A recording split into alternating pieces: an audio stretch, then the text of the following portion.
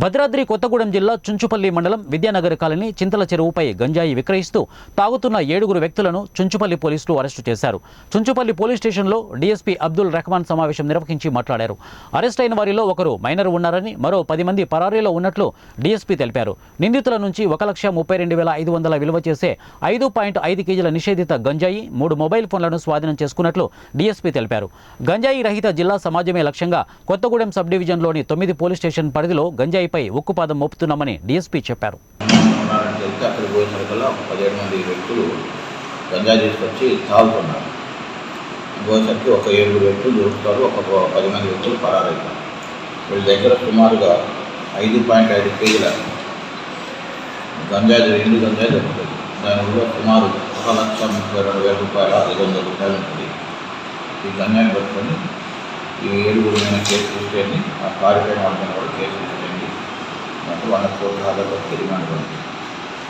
జిల్లా ఎస్పీ గారు వచ్చిన తర్వాత గంజాయి మీద ఉక్కుపాదం అవుతున్నారు. ఇప్పటివరకు మా సబ్ డివిజన్లో దాదాపు 8 కేసులు రిజిస్టర్ అయినాయి. 8 కేసులు వేసి 26 మందిని అరెస్ట్ చేయడం జరిగింది. సుమారు 10 క్వింటాల 23 కేజీల గంజాయి సీజ్ చేసి అట్టి గంజాయి విలువ 2,55,84,500 గంజాయి సీజ్ చేసి వ్యక్తులందరినీ కూడా ఈ రోజు వరకంటే సుమారు నెల 15 రోజులు ఇలా గంజాయి పట్టుకోవడం మా జిల్లా ఎస్పీ గారు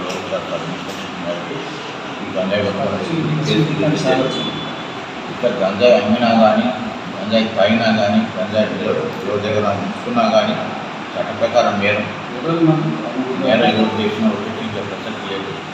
పట్టు వాడి మీద కేసులు రిజిస్టర్ చేయబడితే జైలు పోవాల్సింది జరుగుతుంది.